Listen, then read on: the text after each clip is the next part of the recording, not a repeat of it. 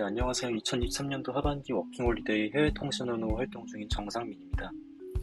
오늘은 3달 만에 돌아보는 대만 어울이라는 제목으로 그동안의 생활이 어떠했는지 간단하게 리뷰해보는 시간 가져보도록 하겠습니다. 네, 우선 제 소개부터 간단히 해보도록 하겠습니다. 저는 대학교에서 영어를 전공했고 4학년 1학기까지 마친 후 휴학하면서 이제 인턴이나 이것저것 해보다가 올해 8월에 대만으로 워킹홀리데이 오게 되었습니다. 중국어의 경우 한 학기 교양 수업으로 1학년 1학기 때 기초 중국어 과목을 들었었고, 군대에서 기본적인 중국어는 정말 조금 배웠었는데 3년 정도 지났기 때문에 지금은 다 까먹은 상태로 대만에 들어왔어요. 대만 워킹홀리데이 비자의 경우 181 플러스 181로 총 1년 정도 체류 가능하기 때문에 저 또한 내년 8월까지 가능하다면 계속 있을 예정입니다.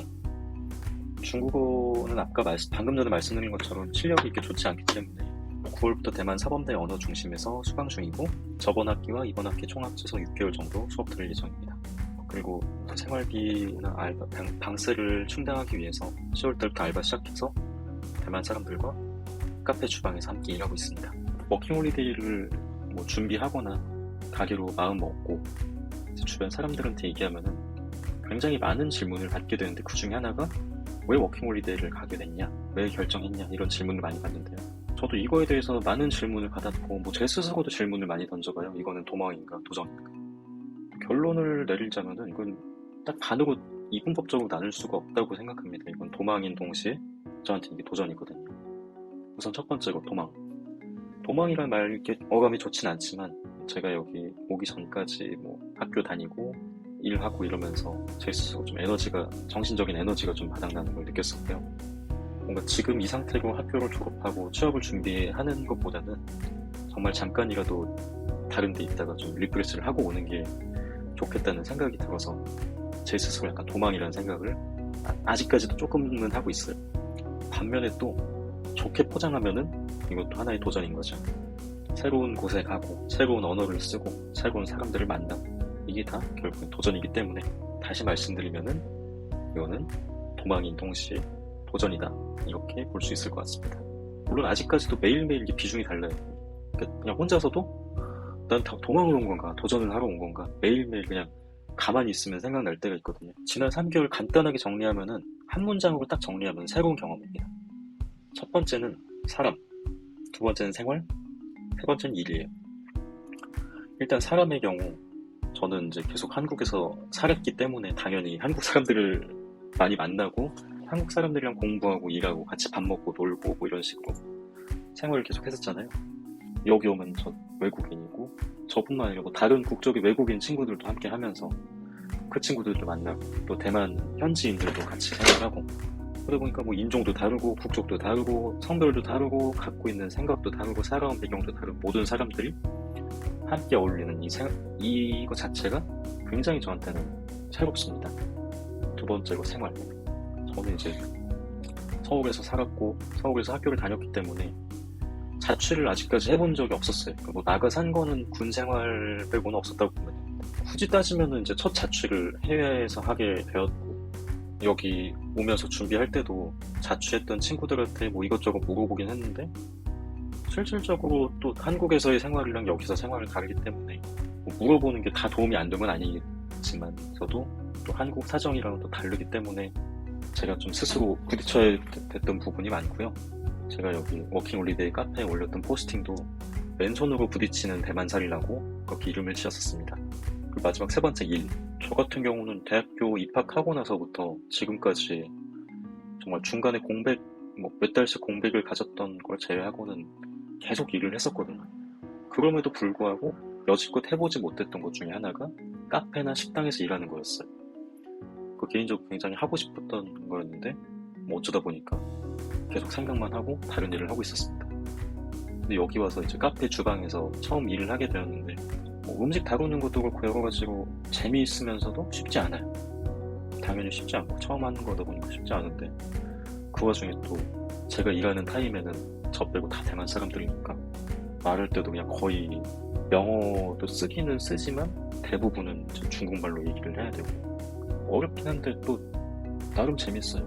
아무튼 모든 경험이 다 새롭다, 이렇게 말씀드릴 수 있을 것 같습니다. 그리고 이제 다음 파트로는 제가 6월 말쯤에 퇴사를 하고 여기 입국을 준비하면서 제일 그냥 머릿속에 박아놨던 게 한국과 거리를 두는 거였거든요. 분명 제가 한국을 싫어하는 건 아니지만 외국 생활을 뭐 길다면 길고 짧다면 짧은 1년이기 때문에 이 기간 동안은 정말 최대한 뭐 한국 음식이라던가 한국 문화라던가 이런 걸 최대한 그냥 거리를 두면서 살자 이런 생각으로 준비를 했었고 지금까지도 그 생각은 계속 유효합니다. 우선 첫 번째로 한국 음식, 대표적으로 뭐 김치, 김치찌개, 뭐 된장찌개, 불고기, 뭐 비빔밥 여러 가지 있잖아요. 한국 사람들 다 아는 거. 당연히 한국에서 파는 거랑 비슷한 메뉴가 뭐 여기도 한식당, 타이베이도 한식당이 많기 때문에 있긴 한데 아직까지 사 먹어본 적이 없습니다. 뭐 대만 음식 입이 굉장히 잘 만든 편이기도 하고 제 개인적으로 두 번째로는 한국 그 한식당이 가격이 싼 편이 아니에요. 물론 이제 소주나 이런 것도 한국 가격 생각하고 먹으면 당연히 못 사 먹을 정도고 한 2배 가까이 차이가 나기 때문에 가격도 그렇고 맛도 그렇게 있을까 생각하면 맛있을 것 같지도 않고요. 그래서 여기 있는 동안은 웬만하면은 거의 대만 음식 그러니까 로컬 식당만 찾아가자는 생각으로 계속 생활하고 있습니다. 네, 그리고 두 번째 한국 사람. 한국인들 어학연수를 떠났던 사람이나 준비한 사람들 얘기 들어보면은 너무 한국 사람들이랑 많이 붙어 다니지 말라고 얘기를 하거든요. 저는 뭐 어학연수 온 건 아니지만 그래도 사범대 어학당에서 수업 듣는 것 자체가 어학연수잖아요. 여기도 한국인들 있고 한국인들 단톡방 이런 거 찾아보면 분명히 있을 거예요. 그럼에도 불구하고 저는 정말 저 수업 같이 듣는 사람들이나 일 같이 하는 사람들 이외에는 한국 사람들 애써서 찾아갈 노력 자체를 그냥 안 하고 있어요. 찾을 생각을 안 하고 있고 일단 뭐 저도 한국 돌아가면 당연히 제 한국 친구들 있고 한국 가족들 있고 다 한국 사람들이잖아요. 뭐 일을 하게 되면 같이 일하는 동료들도 한국 사람이고 그래서 굳이 여기서까지 한국 사람 만나야 되나 하는 생각이 들어서 네, 그냥 그렇게 생각해서 한국 사람도 안 만나고 있습니다. 아까 말씀드린 것처럼 찾아다니지 않더라도 어학당 수업이나 뭐 일을 하다 보면 자연스럽게 만나게 돼요.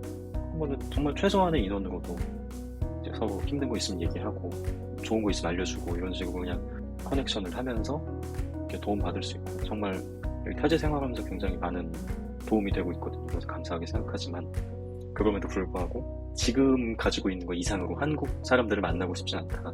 앞으로도 그럴 생각이 없다라는 게 제 생각입니다. 네, 그 다음으로는 3달이 지났지만 여전히 어려운 것들. 첫 번째가 언어입니다. 저 같은 경우 당연히 한국 사람이니까 한국어를 일단 원어민이고요.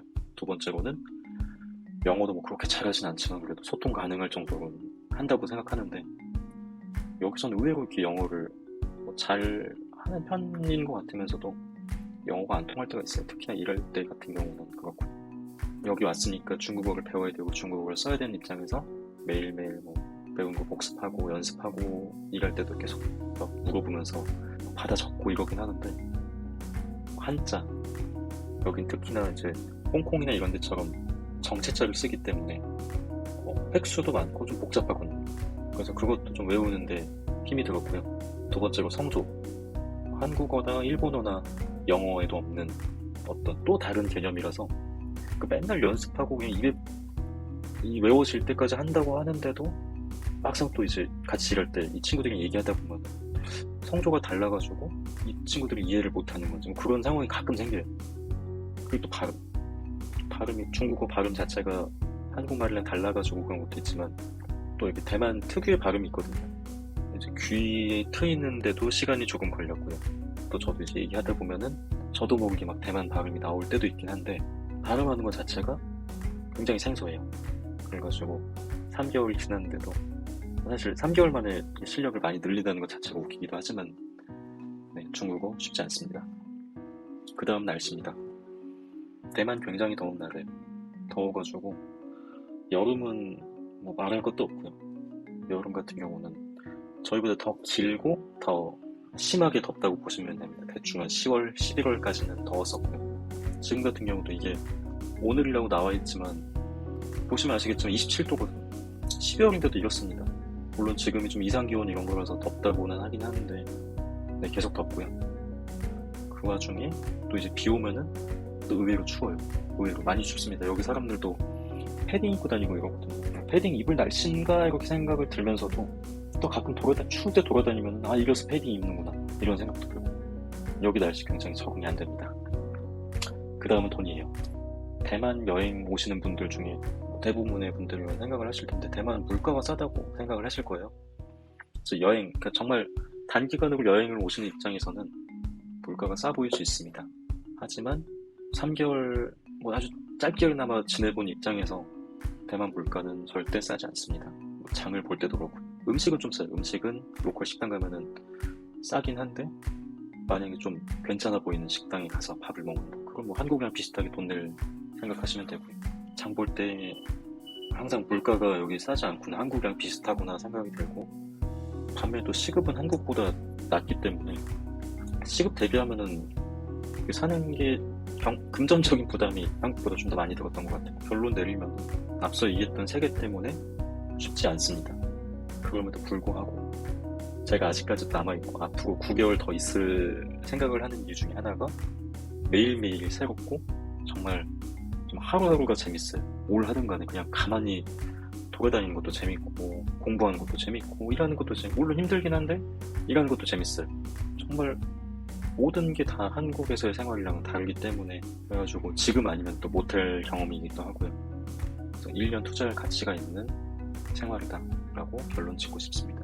긴 영상 들어주셔서 감사하고요. 만약에 더 듣고 싶은 내용이 있으면은 다음 포스팅에서 이제 적어드릴 예정이니까 댓글로 남겨주시면 감사하겠습니다.